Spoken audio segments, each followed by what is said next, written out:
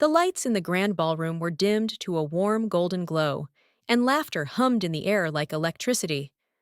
Glasses clinked, and the gentle buzz of conversation filled the elegant space. I stood there in a crisp black dress that hugged my curves just enough to remind me I was still alive. My heart beat steady and proud.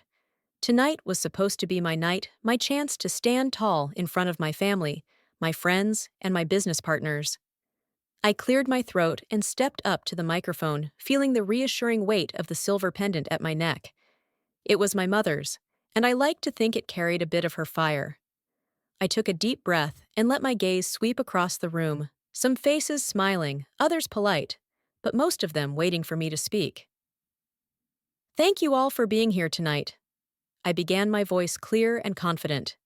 This project, this journey, it's been years in the making, and I'm so proud to share it with you. A round of polite applause. My shoulders squared a little more. I felt like I was on the edge of something bigger than any of them could see. And to my family, I continued letting my eyes rest on my cousin David, who had once been my biggest cheerleader. I couldn't have done this without your support. David's smile was tight, his jaw working, like he was chewing on glass. I didn't know what that meant yet. I lifted my glass for the toast. To us, I said. To the future we're building together. The moment stretched the clink of crystal filling the room. I took a sip, feeling the sweet bite of champagne on my tongue. Then I set the glass down, my fingers tingling with excitement. That was when David cleared his throat and stepped forward. He had that same polite smile, but his eyes were cold as winter. Actually, he said, voice low but carrying through the room, before you finish, there's something we need to clarify. A murmur swept through the crowd like a sudden breeze. My stomach dropped, but I forced a smile. Of course, David. Go ahead. He turned to the crowd, his voice smooth as butter. Ladies and gentlemen, I'm afraid there's been a misunderstanding. Effective immediately, she is no longer a part of this project. Silence. It was like someone had pulled the plug on the room, the music and laughter gone in an instant. My ears rang. My mouth opened, then snapped shut.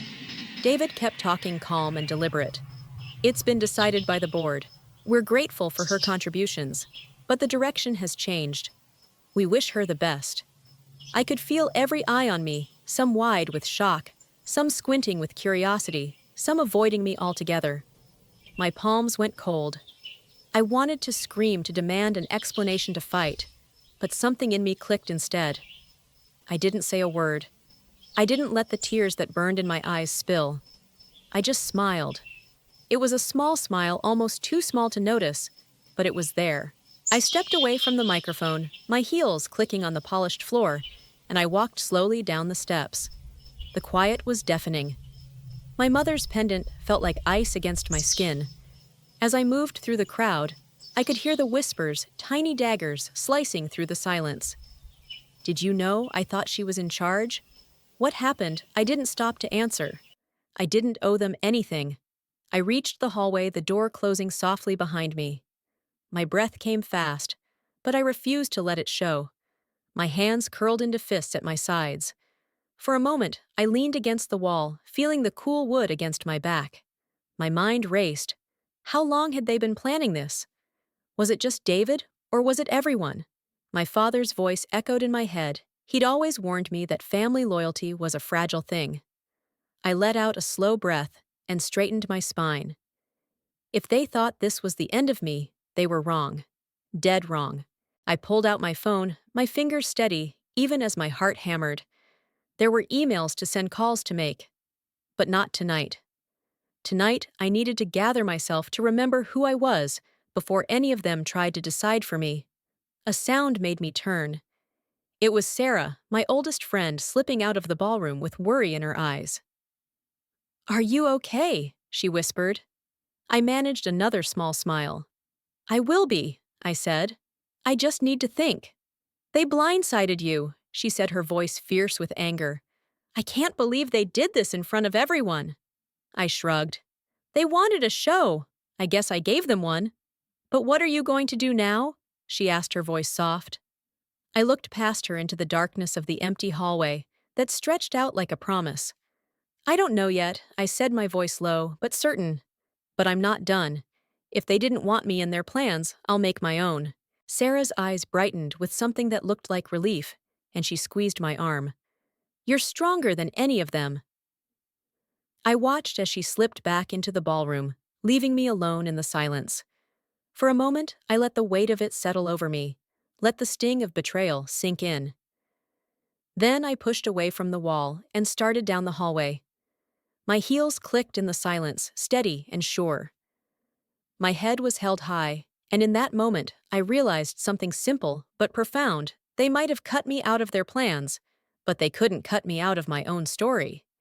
If they wanted a show, they'd get one, but not the one they expected. I walked away from the ballroom that night, the echoes of laughter and the soft clinking of glasses fading behind me like a memory I didn't want anymore. My heels tapped out a slow, steady rhythm on the marble floor, each step a small defiance. I was supposed to feel crushed, defeated, but something inside me felt more alive than it had in years.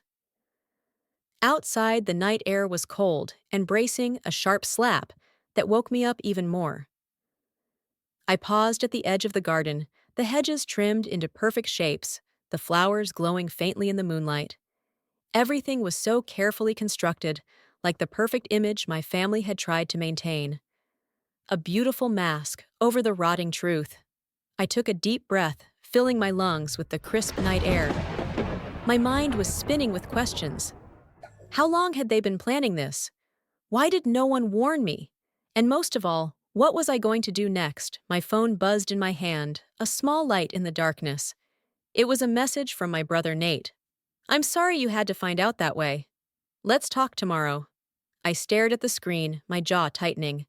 Nate had always been the peacemaker, the one who tried to smooth things over. But where had he been tonight? I slipped the phone back into my bag without answering. As I stood there, the garden lights flickering like distant stars, I felt a flicker of something that was almost excitement. They'd cut me out of their plans, but that meant I was free. No more compromises. No more begging for a seat at their table. My thoughts were interrupted by a quiet voice behind me. You're not thinking of leaving everything behind, are you? I turned to find Marcus standing there. He was one of the newer partners, sharp eyes, an easy smile that never reached his eyes. He'd always been a little too smooth, too polished. I'm just taking a moment, I said, my voice even. He stepped closer, his hands shoved in his pockets. You know they're going to spin this tomorrow. Make it look like you left on your own terms. I'm sure they will, I said coolly. Marcus tilted his head. But you're not done, are you? His tone was soft, almost mocking. You've always been tenacious. The word landed like a dare. I forced a smile. You'll see soon enough. He let out a low laugh, shaking his head. I look forward to it. I watched him walk back toward the ballroom, his figure swallowed by the soft glow of the lights. My stomach twisted with a mixture of anger and determination. Let them underestimate me. Let them believe they'd won. I stayed in the garden for a while longer, gathering my thoughts, letting the night wash over me. When I finally turned to leave, I felt lighter somehow, like I'd shed something heavy and old. The drive home was quiet, the city lights a blur outside the window. My apartment was dark when I stepped inside, the familiar scent of lavender and wood polish, greeting me like an old friend. I set my bag down carefully, my mind still buzzing with plans. I poured myself a glass of red wine and sank into the couch. The silence of the room felt comforting. No forced conversations, no tight smiles, or polite applause. Just me and the slow burn of resolve building in my chest. I thought back to the faces in that ballroom, the way some had looked at me with pity, others with smug satisfaction. Let them watch. Let them wonder what I would do next. I opened my laptop and stared at the blank screen. My fingers hovered over the keys. Where to start? What did I even want now? A memory surfaced late nights in college, scribbling ideas into notebooks, dreaming of something that was mine and no one else's. I'd buried that dream for so long, playing by their rules, making myself small to fit into the spaces they allowed. But tonight, that dream didn't feel so impossible anymore. I started typing the words, tumbling out in a rush. I wrote about the project I'd always wanted to create, something bold and unapologetic, something that had my name on it in every line. My fingers flew across the keys, the hours slipping away unnoticed. The night stretched on, and the words kept coming. Each sentence was a promise to myself I wouldn't let them define me. I wouldn't let them decide who I was, or what I could build. As dawn crept through the curtains, I sat back and read what I'd written. It wasn't perfect, but it was mine. For the first time in years, I felt like I was breathing free air. A soft knock at the door jolted me out of my thoughts. I glanced at the clock, too early for visitors. My heart gave a small, anxious flutter. I opened the door to find Nate standing there, his eyes tired, his shoulders hunched. "Can we talk?" he asked, his voice low. I stepped aside, letting him in. He looked around the apartment like it was the first time he'd really seen it. "I wanted to tell you," he said, his voice cracking a little. "I tried to fight for you, but they were already set on this." I studied his face, the guilt etched into the lines around his eyes. "Why didn't you warn me?" I asked softly. He let out a long breath. I thought if I could just keep things calm, it would work out. I was wrong. I nodded slowly, my mind was full of questions and half-formed forgiveness. "What happens now?" I asked. He looked up at me, his eyes steady. Now you show them who you really are." A small, wry smile tugged at my lips. "That's the plan." He squeezed my shoulder, then slipped out the door as quietly as he'd come. I stood there for a long moment, the weight of his words sinking in. They thought they could erase me, that they could write me out of the story. But they didn't know that I was already writing a new one my own. The sun was rising outside, painting the sky in shades of pink and gold. I watched it for a moment, feeling the steady beat of determination in my chest. If they wanted to play games in the dark, let them. I had my own plans now, and I wouldn't let anyone take them away. The next few days were a blur of half-sleep and frantic determination. Every morning, I woke with a hollow ache in my chest, the memory of that ballroom scene still fresh, like an open wound. But each night, I went to bed with a little more clarity, a little more fire. I didn't waste time. I couldn't afford to. If they wanted me to fade quietly, they'd be disappointed. I started by reaching out to old contacts, people I hadn't spoken to in years, people who knew my work, my reputation. Each call felt like a risk, but also a reclamation. I refused to let the betrayal define the narrative of who I was. Most of them answered with polite caution, a measured tone that said they'd heard the rumors. I didn't bother trying to convince them of my innocence. Instead, I spoke of the project I wanted to create, my own legacy, free of the family's shadows. Some were intrigued, some weren't. I didn't take it personally. I was planting seeds, not begging for scraps. Late one night, as I sat hunched over my laptop in the glow of a single lamp, an email pinged into my inbox. It was from Dana, an old mentor, who'd once told me I had the spark of a leader, if only I'd learned to trust my gut. "I heard what happened," she wrote. "Let me know if you're ready to talk." My fingers trembled as I typed out a reply. She was the first person who hadn't sounded like they pitied me. She sounded like she believed in me still. We arranged to meet at a small cafe on the edge of town, far from the glass towers and manicured gardens of my family's world. It was the kind of place with cracked leather booths and the faint smell of burnt coffee in the air. Exactly the kind of place I needed. When I walked in, Dana was already there, her hair pulled back in a no-nonsense knot, a half-smile playing at the corners of her mouth. She looked up from her phone and nodded. "Sit," she said, her voice brisk but warm. I slid into the booth across from her. For a moment, we just sat there, the silence comfortable, in a way I hadn't felt in weeks. "Tell me what you're thinking," she said finally. I took a breath. "I want to build something of my own. Not just a project, something that can stand on its own legs, no strings attached to my family name." She studied me for a long moment, then nodded slowly. "That's a big dream." "It is," I agreed. "But it's real. And it's mine." Dana tapped her fingers on the table, her eyes narrowing in thought. "You're not the only one who's tired of playing by their rules," she said. "There's a lot of talent out there, people who feel like they're stuck in someone else's shadow. You could bring them together. I leaned in, my pulse quickening. That's exactly what I want. A place for people to work and grow without worrying about who they have to please. A small smile spread across her face. Then let's make it happen. She outlined a plan, nothing fancy, nothing that required millions of dollars up front. A small start. A studio space that could become a hub for independent talent. A place where we could build from scratch. It wasn't going to be easy. I knew that.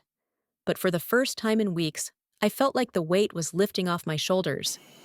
We talked for hours, sketching out ideas on napkins and the backs of receipts. By the time I left the cafe, the sky was a pale gray, the first hints of dawn creeping in. My body was exhausted, but my mind felt clearer than it had in a long time. When I got home, I collapsed onto the couch, clutching those napkins like they were treasure. My family's rejection had cut deep, but it had also carved out something else, a space that was mine alone to fill. The next day, I took the first concrete step. I put in notice at the consulting job I'd been holding onto for security, the job that had always felt like a backup plan. No more safety nets. If I was going to do this, I was going to do it all the way. That afternoon, as I walked down the hallway to my boss's office, I caught sight of myself in the glass doors. My reflection looked calm, determined. Not the fragile girl they'd tried to break. My boss raised an eyebrow as I stepped in. "You're sure about this?" he asked, his voice kind but skeptical. I met his gaze evenly. "I'm sure." He sighed. "I always knew you'd outgrow this place."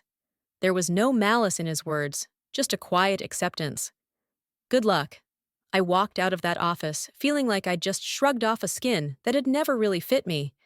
It was terrifying, yes, but it was also exhilarating. That evening, I got a text from Nate. "Dinner tomorrow, just us." For a second, I hesitated. Part of me didn't want to face him again so soon. But I typed back, "Sure." The next night, we met at a small Italian place, the kind with red checkered tablecloths and candles stuck in old wine bottles. Nate looked tired, like he'd been carrying too much for too long. "I want you to know I'm on your side," he said after we'd ordered. I didn't agree with what they did. I picked at the edge of my napkin. "Then why didn't you stop it?" His shoulders slumped. "Because I didn't know how. Because I was scared, I guess." I looked at him for a long moment. "I'm not asking you to fight my battles, Nate. I'm just asking you to stay out of my way if you can't stand with me." He nodded slowly, something like relief softening his face. "I can do that." We ate in near silence after that, but it wasn't an angry silence. It was the silence of two people finally seeing each other for who they really were.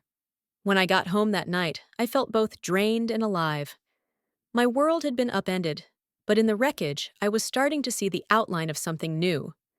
I stood by the window, looking out at the city lights. They twinkled like distant fires, each one a reminder that there was a world beyond my family's empire. A world that was waiting for me to claim it. I whispered into the darkness, a promise to myself. This is just the beginning.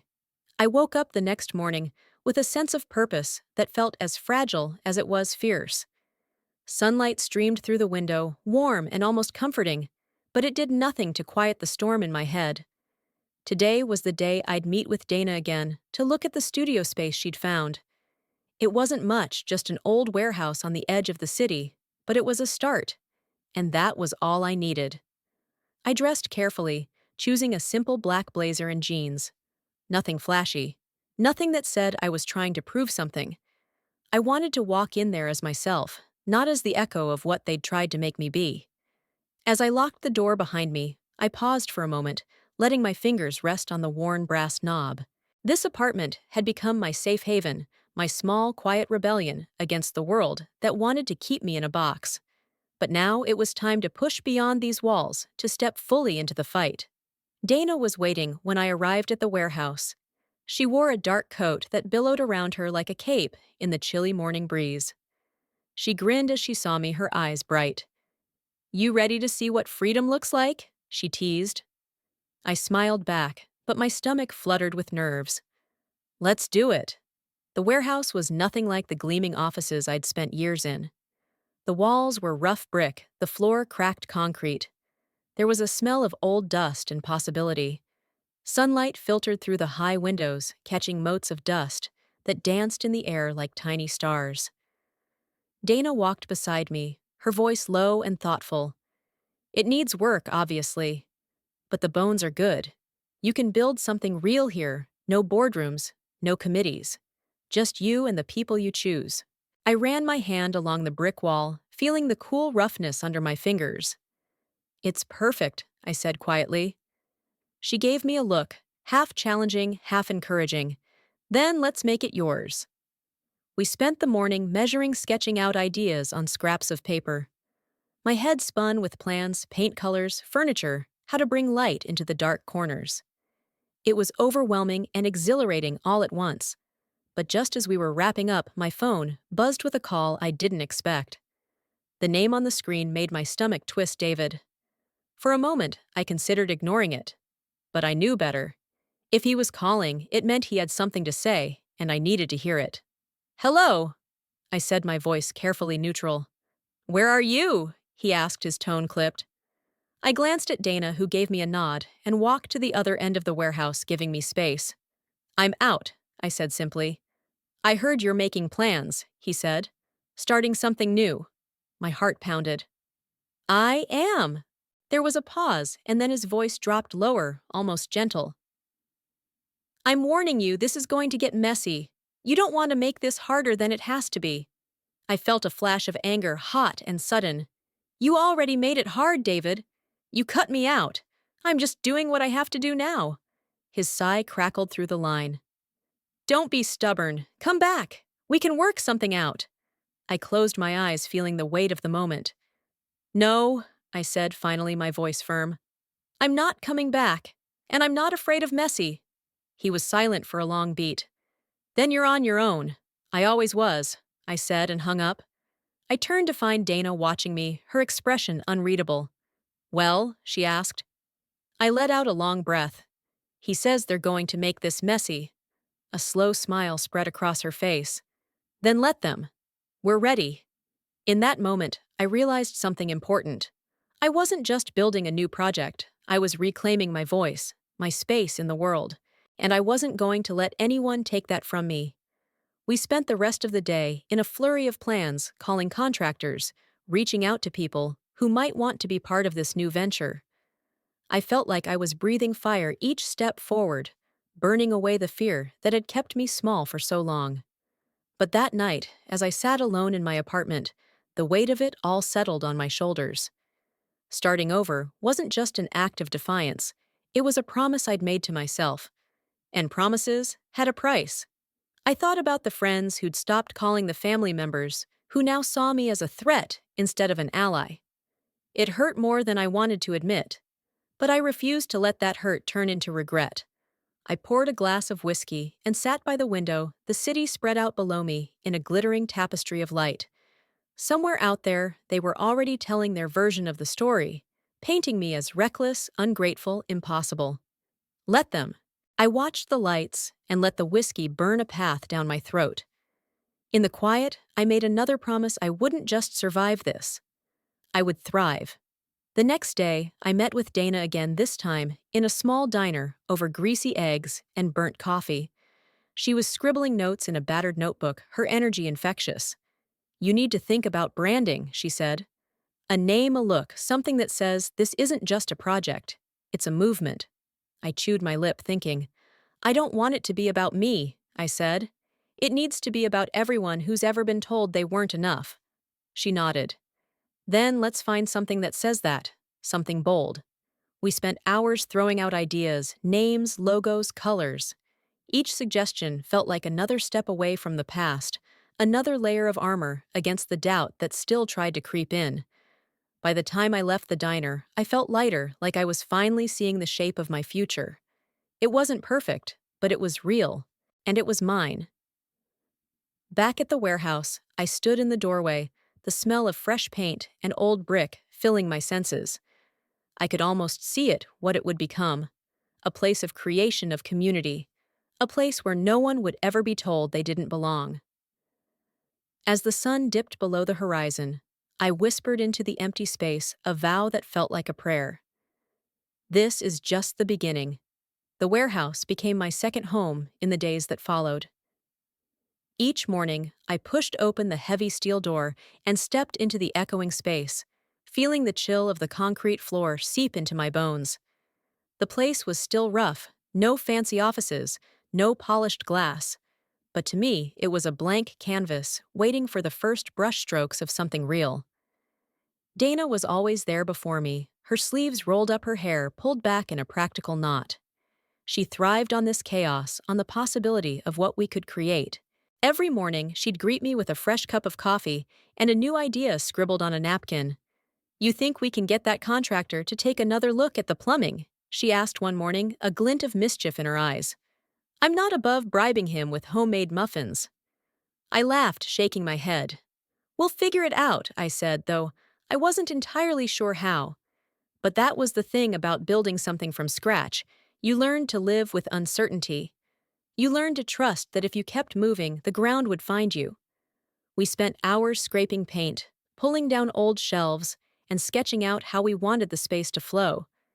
I'd never thought of myself as someone who could see beauty in exposed beams and cracked plaster, but each imperfection felt like a promise. This place wasn't just a building, it was a chance to redefine what it meant to belong. But for every moment of excitement, there was a shadow that threatened to swallow it whole. One afternoon, as I was stacking paint cans in the back room, my phone buzzed with a message from an unknown number. "You think you're going to make this work? Think again." There was no name, but I didn't need one. The family had always been good at making their point without signing their name. I stared at the message, my heart thudding in my chest. Part of me wanted to throw the phone against the wall to let the anger consume me, but I forced myself to take a deep breath instead. If they wanted to scare me, they'd have to try harder. Dana must have seen the look on my face when I stepped back into the main space. "Bad news," she asked, her tone light, but her eyes sharp. "Just ghosts," I said, tucking the phone into my pocket. "They're not my problem anymore." She didn't press, but she didn't look away either. "You know you're not alone in this, right?" she said. "They might think they can break you, but they're wrong." I swallowed the lump in my throat. "I know," I said. And I did, at least most of the time. We worked late that night, the glow of work lamps painting the walls in warm pools of light. As the hours passed, the warehouse began to transform bit by bit. The cracked floors still held stories of decades past, but now there was a new story taking shape, one that was mine. I stood in the middle of the space, my hands on my hips, and let my mind wander. I pictured people filling the room, creators, dreamers, misfits, who'd been told no one too many times. I wanted this place to be their refuge, their launching pad, a place where the only limits were the ones they chose for themselves. As I lost myself in the vision, I didn't notice the figure lingering by the doorway until he cleared his throat. I turned, and for a moment, my heart stopped. It was Marcus. He leaned against the doorframe, his suit jacket slung casually over one shoulder. He looked as smooth as ever, but there was something different in his eyes, a glint of curiosity maybe, or something darker. "Nice place," he said, his tone almost amused. "A little rough around the edges, but I can see the potential." I bristled at his easy charm. "What do you want, Marcus?" He stepped into the room, his gaze sweeping over the bare walls and half-finished projects. "I heard you were making waves." Couldn't resist seeing it for myself. I crossed my arms. "Consider your curiosity satisfied. Now you can go." He raised an eyebrow. "Feisty." "I like it." I didn't bother responding. I just stared him down, letting the silence stretch between us. Finally, he sighed, shaking his head like I was some stubborn child. "Look, I'm not here to fight you. I'm here to offer options." "Options?" I echoed, my voice cold. He smiled faintly. "You're smart. You know this isn't going to be easy. My advice, don't waste your energy on a war you can't win. You're talented. There are other ways to succeed. Ways that don't involve going head-to-head with people who'd rather see you fail." I felt a flash of something close to pity for him. This man who thought compromise was the only currency worth trading. I'm not interested in easy, I said quietly. I'm interested in real, and I won't let anyone take that away from me. He studied me for a moment, then nodded slowly. Then I guess we'll see how far you get on your own. He turned to leave, his footsteps echoing in the stillness. As the door closed behind him, I felt a strange calm settle over me. Let them try to scare me. Let them try to bargain me back into submission. I wasn't backing down. That night, I lay awake in bed, the city lights flickering against the ceiling. I thought of every person who told me to play it safe, every voice that had tried to keep me small. And then I thought of the warehouse, of the light in Dana's eyes, of the stubborn thrill that still burned in my chest. They could send their warnings. They could come at me with whispers and threats, but they couldn't stop what was already in motion. As I drifted off to sleep, I whispered to myself a promise and a challenge, all in one. They'll see. They'll see it all. The next few weeks passed in a blur of late nights and long days, each hour another chance to push forward. The warehouse began to change under our hands. Walls, patched floors, polished echoes of old memories scrubbed away to make room for new ones. But as the building took shape, so did the weight of everything I'd left behind. One night, I was alone at the warehouse, the smell of fresh paint hanging heavy in the air.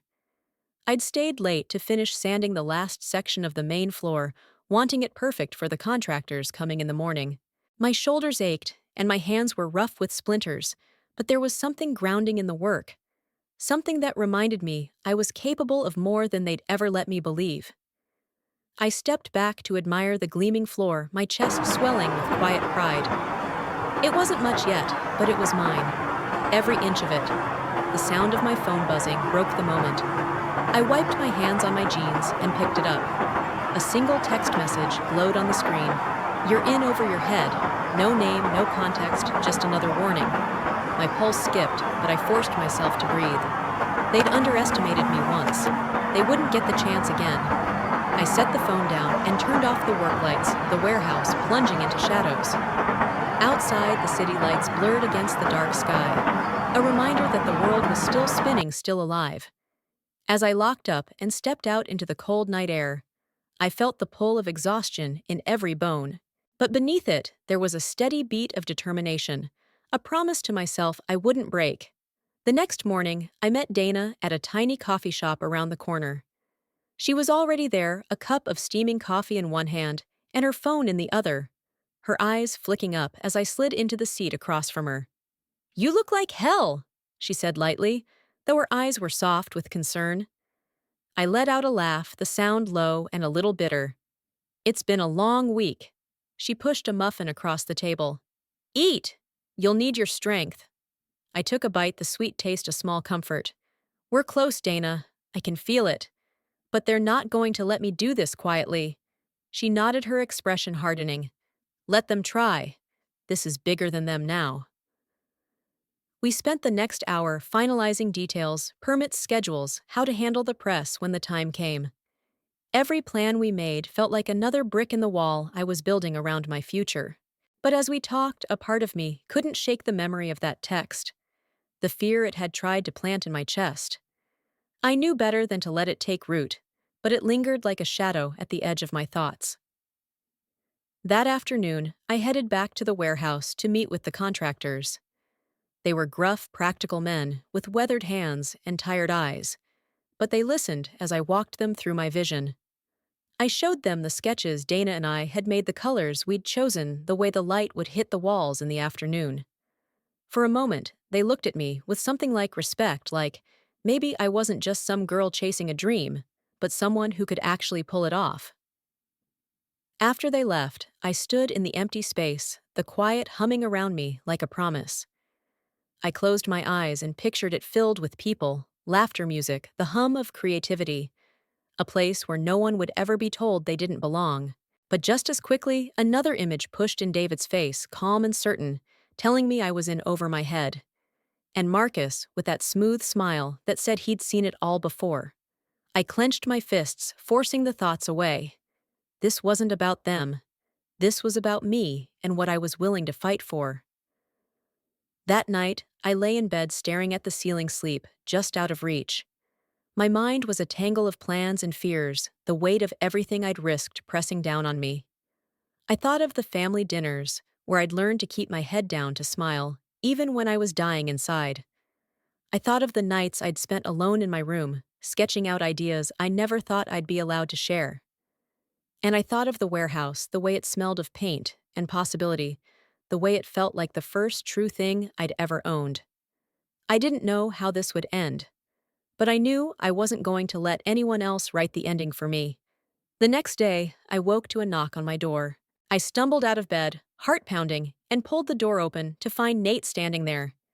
He looked rough, his hair unkempt, his eyes bloodshot. "We need to talk," he said, his voice tight. I stepped aside, letting him in. He paced the small living room, his shoulders tense. "They're not going to stop," he said finally. "David, he's talking to lawyers. He wants to shut you down before you even open." I felt a cold spike of fear, but I pushed it down. "Let him try," I said, my voice low. Nate stopped pacing and looked at me, his expression a mix of worry and admiration. "I know you're strong," he said quietly, "but you're one person. They have resources connections. You need to be careful." "I know," I said again, "but I'm not backing down." He closed his eyes for a moment, then let out a slow breath. "Then promise me you'll at least watch your back." "I promise," I said, though we both knew it wasn't that simple. As he left, I stood in the doorway, watching the street outside. Cars rolled by, people hurried past each of them, carrying their own battles, their own dreams. I wasn't the only one fighting to be seen. I wasn't the only one who'd been told to stay small. And that was the thing. They could try to shut me down, to make me doubt, but they couldn't erase the truth of what I was building. They couldn't take away the fire that was already burning in my chest. As I stepped back inside, I whispered into the quiet a vow to myself and to everyone who'd ever been told no. This isn't over. The next week was a blur of noise and movement, contractors hammering paint cans, rattling, Dana moving like a hurricane through the half-finished space, with her phone pressed to her ear. Each day, the warehouse looked a little less like a forgotten ruin, and a little more like a promise waiting to be kept. But as the space took shape, so did the pressure. I could feel it in the pit of my stomach, a low, constant thrum that never let me forget what was at stake. Every time I looked at my phone, half expecting another threat from an anonymous number, I felt that old familiar fear trying to claw its way back. I refused to let it win. One evening, I was working late again when a soft knock echoed through the warehouse. The contractors had all gone home hours ago, and the only light came from the single work lamp I'd left on. I hesitated for a moment, the memory of that last warning text still fresh in my mind. The knock came again, a little more insistent. My hands curled around the wrench I'd been using to tighten a pipe, and I forced my breathing to slow. When I cracked the door open, I was met with a pair of worried eyes, Sarah. She stood there in the pool of lamplight, her hair wind-tousled, her coat wrapped tight around her. "I'm sorry," she said, her voice low. "I know it's late, but—" "Can I come in?" Relief washed over me, chased by a surge of guilt. "Of course," I said, stepping aside. She walked in, her eyes sweeping the space. "It's incredible," she said softly. "I've been watching from afar, but seeing it like this— It's yours, isn't it?" I nodded, swallowing hard. "Yeah. It's messy and half-broken, but it's mine." She reached out her fingers, brushing the paint-streaked work table. "I'm proud of you," she said. "But I'm worried too." I set the wrench down my shoulders, tensing. "I know," I said. "But I can't stop now, Sarah. If I back down, they'll always think they were right about me." She met my gaze, her eyes fierce. "Then promise me you won't fight this alone." "I'm not alone," I said quietly. "I have Dana. And I have this place." "That's enough for now." Sarah let out a slow breath. "All right," she said. "Just be careful." She didn't stay long, but as she left, she pressed something into my hand, a small battered keychain I'd once given her in college. A tiny silver phoenix, its wings outstretched. "I think you need this more than I do right now," she said. I turned the small charm over in my hand, the metal warm from her grip. A phoenix rising from ashes, a symbol of second chances. After she left, I sat in the middle of the warehouse, the soft glow of the lamp casting long shadows. I held the phoenix in my palm, letting its weight steady me. I thought of the girl I'd been back then, quiet, eager to please, desperate to be accepted. I thought of every time I'd let someone else's voice drown out my own. And I realized that this fight wasn't just about the warehouse. It was about claiming the space I'd never believed I deserved. The next day, the contractors finished the last of the plumbing work, their voices echoing in the newly brightened hallways. Dana swept in with a stack of flyers and a grin that looked like it could split her face in two. "Open house in 2 weeks," she said.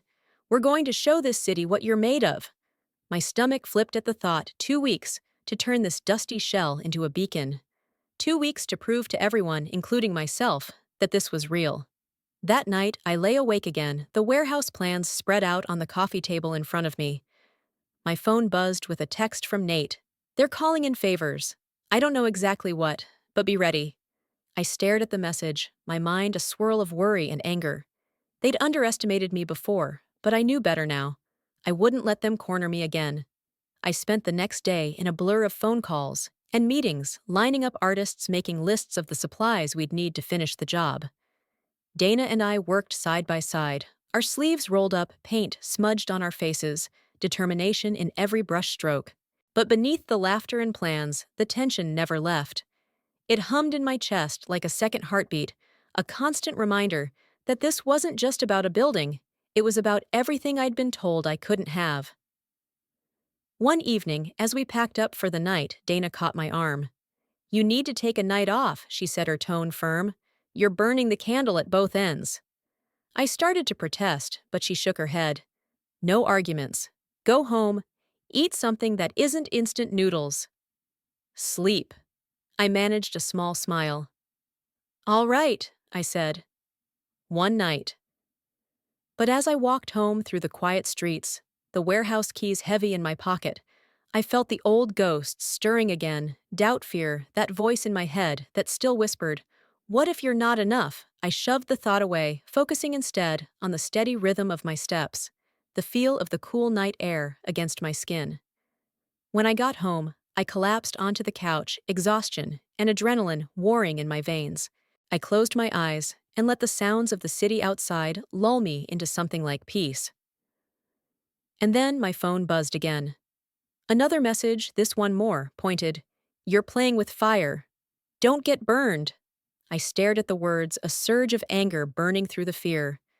They wanted me to doubt, to question, to stop. But I wouldn't. I closed my eyes and whispered into the dark, a vow as fierce as the girl I used to be was timid, let it burn. The 2 weeks leading up to the open house passed in a feverish blur. Each day brought something new, more paint splattered across my clothes, more laughter echoing through the warehouse, more sleepless nights spent tweaking every last detail. But for every step forward, there was a shadow waiting to drag me back. I started hearing the rumors almost as soon as the flyers hit the streets, whispers that I was reckless, that the warehouse was just a vanity project doomed to fail. Old family friends, who had once clapped me on the back at parties, now turned away when they saw me coming. It stung more than I wanted to admit. One morning, I was patching a hole in the back wall when Dana burst in, her eyes bright and her phone clutched tight in her hand. "You need to see this," she said breathlessly. She handed me the phone, and I stared at the screen. An article front and center on one of the city's gossip blogs, Legacy or Folly, the warehouse project dividing the family empire. My name was right there in black and white, tangled in half-truths and speculation. My stomach churned, but I forced myself to read it all. They painted me as a reckless dreamer, someone trying to claw her way back to relevance after being cast aside. They called the warehouse a symbol of her desperation and a vanity project fueled by spite.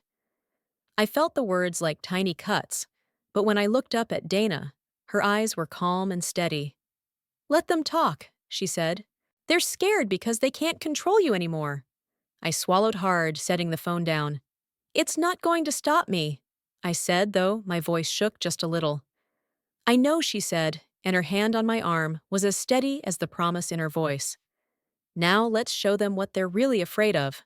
We threw ourselves into the work like we were building a fortress instead of a gathering place, scrubbing every inch of grime, hanging lights that threw warmth into every corner. Artists came and went, their hands leaving splashes of color on the walls, their laughter turning the space into something alive. Each night I lay in bed too wired to sleep, my mind buzzing with plans and worries. And each morning I rose with a determination that burned a little hotter than the day before. One evening, as the sun dipped low and bathed the warehouse in gold, I stood in the doorway, watching it all come together. Sarah had come by to help hang the last of the paintings, her quiet presence a balm in the chaos. "This is more than a building," she said softly, her fingers tracing the edge of a canvas. "It's a declaration." I nodded, my throat tight. "It's everything they said I couldn't do." She turned to me, her eyes fierce. "Then make sure they can't look away." The night before the open house, I stayed late, running my hands over the fresh paint and clean floors, like I was grounding myself in the reality of it. The warehouse was no longer just a space, it was a testament to everything I'd fought to reclaim. But even in the glow of triumph, there was a flicker of unease. My phone buzzed with another text, this one colder, sharper, last chance to walk away. I read it, let the threat settle in my chest like ice, and then set the phone down. I wouldn't give them the satisfaction of a response. They could watch me rise or watch me fall, but they wouldn't stop me. The morning of the open house dawned clear and cold. I woke before the alarm, my heart pounding in my chest like a drum. I dressed in jeans and a white blouse, simple but strong, and tied my hair back. No armor, but my own resolve. When I arrived at the warehouse, Dana was already there, pacing like a general before a battle. "You ready for this?" she asked. I took a deep breath, feeling the weight of the moment settle on my shoulders. More than I've ever been. People began to arrive, friends, curious strangers, even a few of the skeptics who had once doubted me. The warehouse filled with laughter and music, the smell of fresh coffee and paint mingling in the air. I moved through the crowd like a current, shaking hands, answering questions, watching as people's eyes lit up when they saw what we'd created. For the first time, I felt like they weren't just seeing a project, they were seeing me. As the evening wore on, I caught sight of Marcus standing near the entrance, a smirk playing at the corner of his mouth. He raised his glass in a mock toast, his eyes glinting with something that looked like challenge. I met his gaze head-on, refusing to flinch. Let him watch. Let them all watch. But just as the last rays of sun disappeared behind the city skyline, I felt a sudden hush ripple through the crowd. I turned to see David standing in the doorway, his expression unreadable. He stepped forward, his presence a cold weight in the warm, buzzing room. "Impressive," he said, his voice smooth as glass. "I didn't think you'd get this far." I lifted my chin. "You underestimated me?" I said, my voice steady. His lips curved into something that wasn't quite a smile. "Maybe. But this isn't over." A chill swept through me, but I held his gaze. "No," I said. "It's just beginning." He didn't stay long, just long enough to remind me that this fight was far from finished. But as he left, the murmur of the crowd returned louder and brighter than before. They'd seen me stand tall in the face of doubt. They'd seen the warehouse come alive. And I knew in that moment that no matter how hard they tried to silence me, they couldn't erase what I'd built here. As the night wound down, Dana caught my arm, her eyes bright with pride. "You did it," she said. "You showed them all." I looked around at the laughter and light, at the art on the walls, and the warmth in the air, and I let myself believe it just for a moment. But in the back of my mind, I could still hear David's voice, cold and certain. This wasn't over, and I was ready for whatever came next. The morning after the open house, the warehouse still smelled of fresh coffee and possibility. I stood in the center of it, all my fingers trailing over the edges of a table we'd set up the night before. The laughter from the crowd was gone, replaced by a deep, quiet stillness that felt like both a promise and a warning. I should have been exhausted, but my mind was alight. Every compliment, every handshake from last night still burned like fuel in my veins. This was real. They'd seen it. They couldn't take it back. Dana arrived a little after sunrise, her dark hair pulled up in a messy bun and a grin on her face. Couldn't sleep either, she teased. I shook my head, my voice low. Too much to think about. She raised an eyebrow. Good. Let that drive you. We spent the morning cleaning up stacking chairs, sweeping away the traces of last night's celebration. My hands ached, but it felt right somehow. This was the work no one saw the part that proved how much I wanted it. But as we worked, I felt the old unease settle back in. I could almost hear David's voice echoing in the silence. This isn't over. By mid-afternoon, the warehouse was ours again, bright and clean, a blank slate. I stood by the doorway looking out at the street beyond. The city was moving around me, cars and people flowing past like water. But for a moment, I felt separate from it all, like I was standing on the edge of something I couldn't quite name. That night, as I sat on the worn couch in my apartment, my phone buzzed again. Another message, another bite of cold dread, you're in over your head. Walk away while you still can. My hands trembled, but I forced them still. I read the message again, then again, the words burning into my brain. For a moment, the fear almost won, almost. Then, I set the phone down and stood up, my shoulders squaring against the weight of the threat. I wasn't that girl anymore. I wouldn't be cowed by shadows and whispers. The next day, I met with a lawyer, a friend of Dana's, sharp-eyed and fierce. She'd heard about the family's tactics, and she didn't flinch when I told her about the messages. You've got a right to build this, she said simply, her voice like steel. They can't take that from you no matter how hard they try. I knotted my throat tight. I won't let them. Her smile was small, but it was real. Good. Then let's make sure they know it. We worked out a plan protecting the business, legally making sure every contract and lease was airtight. It wasn't glamorous work, but it felt like laying down armor piece by piece. Still, the threats didn't stop. One night, I was alone at the warehouse, the glow of a single lamp pooling around me as I checked inventory lists. I'd gotten used to the creaks and sighs of the old building, but that night they felt different, like the warehouse itself was holding its breath. I was bent over a box of supplies when I heard a faint sound, footsteps, slow and deliberate, echoing in the hallway. My heart stuttered in my chest. I told myself it was just the building settling, but when I looked up, I saw a shadow move across the doorway. Who's there? My voice came out low, steady, but I felt the tremor in it. Silence. I took a slow step back, my hands curling into fists at my sides. The shadow didn't move again, but the weight of it pressed into the air like a challenge. I don't know what you're trying to prove. I said, my voice calm and cold. But I'm not going anywhere. Another beat of silence, then the shadow shifted and was gone. I let out a breath. I hadn't realized I was holding my heart thudding in my ears. My hands shook as I packed up the last of the supplies and locked the warehouse door behind me. Walking home, the city felt sharper, every streetlight and passing car a potential threat. But beneath the fear, there was a steel thread of resolve that hadn't been there before. When I reached my apartment, I found Sarah waiting on the stoop, a worried look on her face. I heard about the messages, she said softly.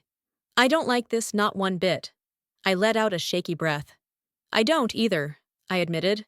But I can't let them win, Sarah. I can't. She reached out, taking my hand in hers. Then you won't, she said fiercely. Not while I'm here. I squeezed her hand back, grateful for the quiet strength in her grip. That night, I lay awake in bed, staring at the ceiling. I thought of the warehouse, of the way it had gone from ruin to refuge, of the light in Dana's eyes, the laughter in Sarah's voice. I thought of every whispered threat, every attempt to break me. And I realized that they weren't just afraid of what I was building, they were afraid of what I represented. A woman who refused to be cut out. A voice that wouldn't be silenced. As dawn broke, I stood at the window, watching the city come alive.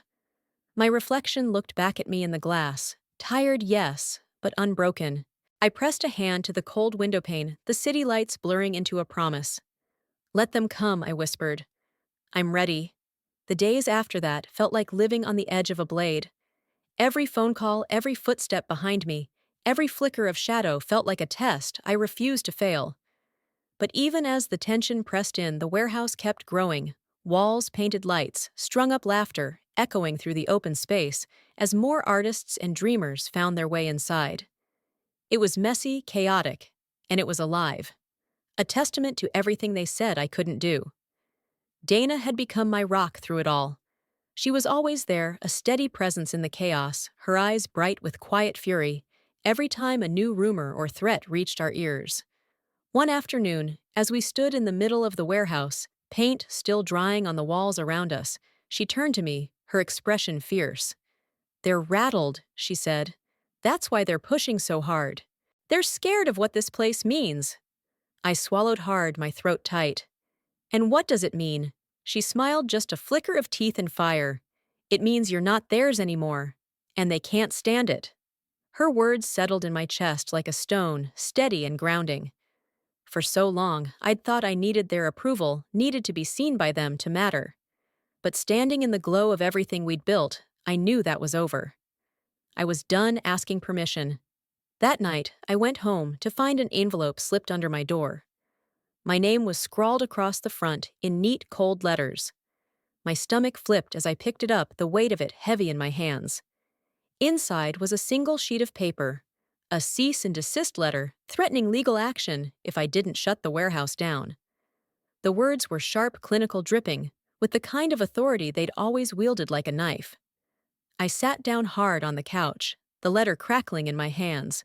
For a moment, I let the fear wash over me, let it settle in my bones like an old ache. But then I looked around at the small apartment I'd made my own, the battered keychain Sarah had given me, hanging by the door, the sketches for the warehouse pinned to the wall. Every inch of it was mine. Every inch had been claimed with blood and sweat and stubborn hope. I folded the letter carefully and set it aside. I wasn't going to let them take this from me. I wouldn't let them make me small again. The next day, I met with the lawyer Dana had found. Her name was May, and she was as calm and unyielding as a mountain. She read the letter in silence, her eyes flicking over the words like they were just another challenge. "They're trying to scare you," she said finally, her voice level. "That's all this is. Noise. Can they shut us down?" I asked, my voice low. She met my gaze without flinching. "Not if you don't let them. You have everything in order, permits, leases. You've done the work. They can try to bury you in paperwork, but the law is on your side." I let out a breath. I hadn't realized I was holding the weight of it, easing just a little. "Then let them try," I said softly. May's smile was small but real. "That's the spirit." That night, I went back to the warehouse, the quiet of the space wrapping around me like a shield. I turned on the lights, one by one, letting the warmth of them chase away the shadows. As I walked through the rooms, I thought of every doubt I'd carried, every voice that had tried to tell me I wasn't enough. I thought of the girl I'd been, small, careful, always trying to fit into spaces that weren't meant for her. She was gone now. In her place was someone who'd learned to stand in the fire and not flinch. I was lost in those thoughts when I heard the door creak open behind me. I turned, my heart hammering in my chest.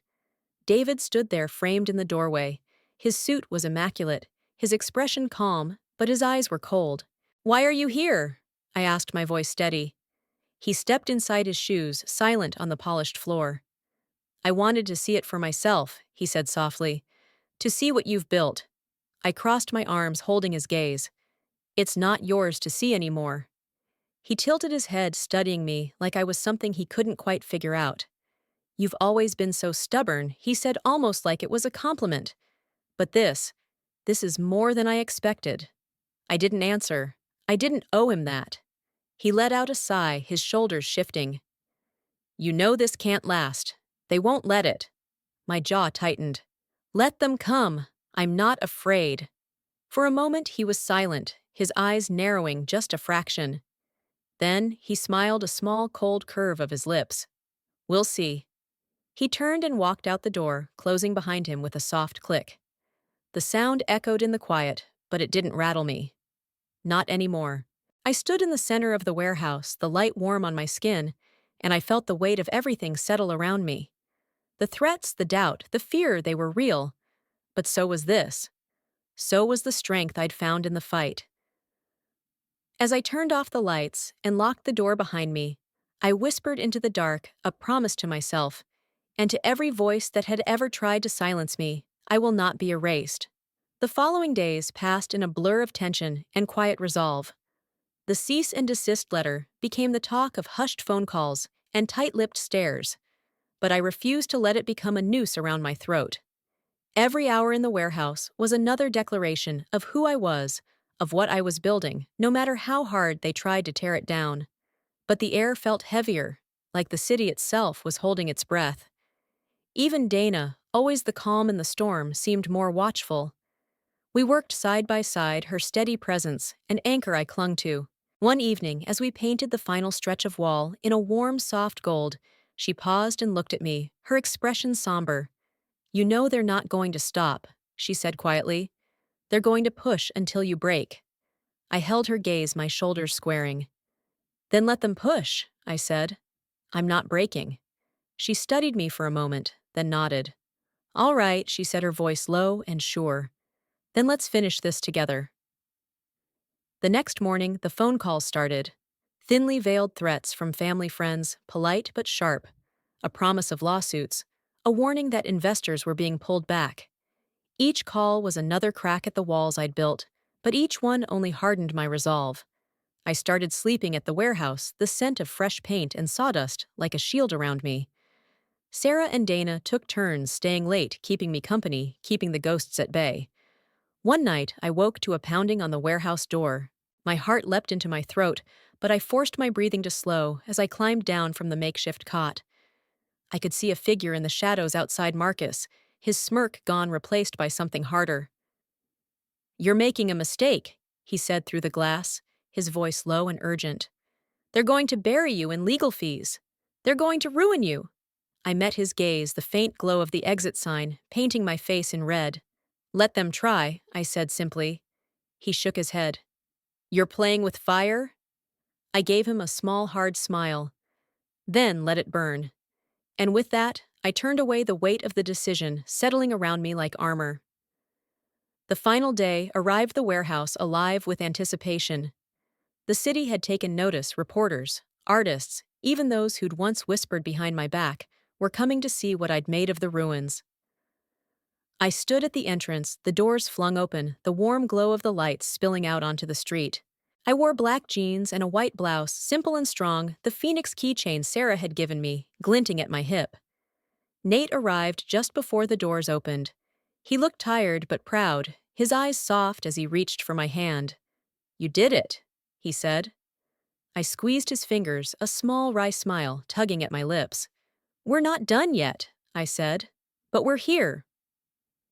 As the guests poured in, laughter and music filled the air, the warehouse alive with color and light. I moved through the crowd, shaking hands, answering questions, watching as people's eyes lit up when they saw the work we'd done. But even in the joy, I felt the weight of everything that had come before. David arrived near the end of the night, his expression unreadable as he stepped into the glow of the lights. He walked up to me, his eyes hard. "You've made your point," he said quietly. I lifted my chin, my voice steady. "This isn't about a point. This is about a future you tried to take from me." He studied me for a long moment, then gave a small nod. "You're not who I thought you were," he said. And with that, he turned and walked away, leaving me standing in the warm hum of the warehouse I'd fought for. As the night wound down, Dana found me by the doorway, her eyes bright with pride. "They'll talk about this for years," she said. "About how you turned ashes into fire." I looked around the warehouse, the laughter, the art, the quiet strength in every corner, and I knew she was right. "I'm not done," I said, my voice soft but sure. "This is just the beginning." She grinned. "Then let's build it bigger." I nodded, a smile curving my lips, as I watched the guests filter out into the night, their faces lit with possibility. The warehouse glowed behind me, alive with 1,000 stories waiting to be written. And as I stepped outside, the cool night air on my skin, I whispered into the darkness, a promise to myself, and to everyone who'd ever been told no: I will not be erased. I will rise. If you've ever felt the world trying to silence you, share this story. Tell us what you're building in the comments. Let's light up this world together, one voice, one legacy at a time.